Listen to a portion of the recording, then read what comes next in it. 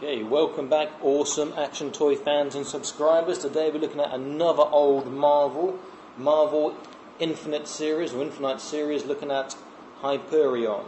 Okay, so I got this other day, quite cheaply, it's in a sale. You know, it's one of those ones that's like a shelf warmer, always there, and I thought, you know what, why not? Packaging, nothing special. On the back, he says, as the last surviving Eternal of an alternate Earth, there is little Hyperion cannot achieve.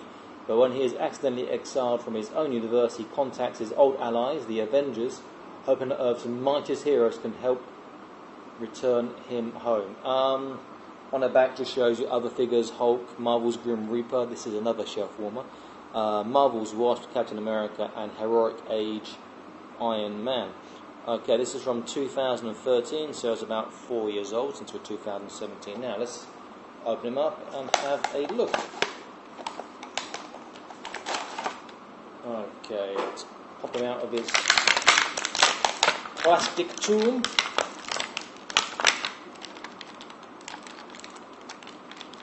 Okay, so first thing to see straight away is that his cape does come off. There's this little plastic rubber tie thing that's around him.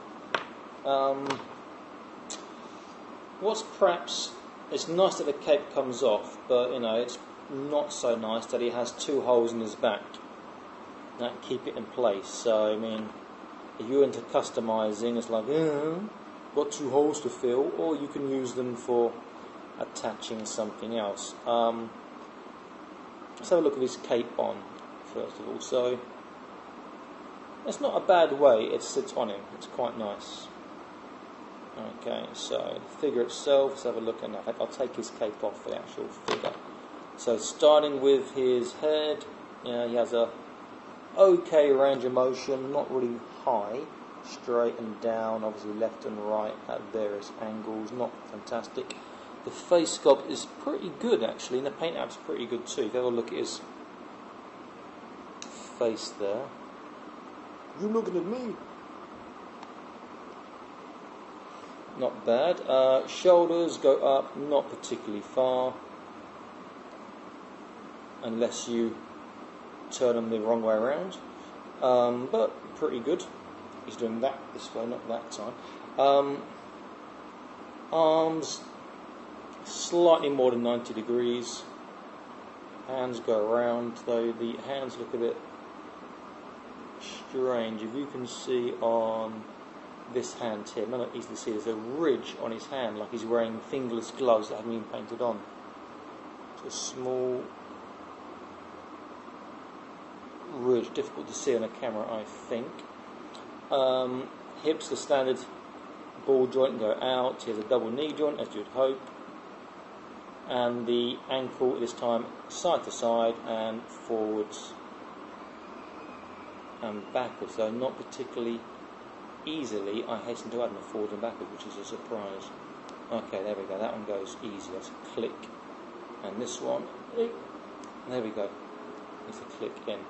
Joints aren't particularly tight, which can be a problem for some posing and standing, but he's not a bad looking figure, if you don't mind the two hexagonal holes in his back where his cloak goes.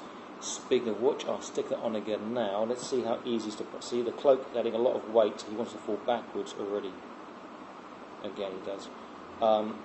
He might have posed him with his arms out or something to counterbalance the weight of his cloak.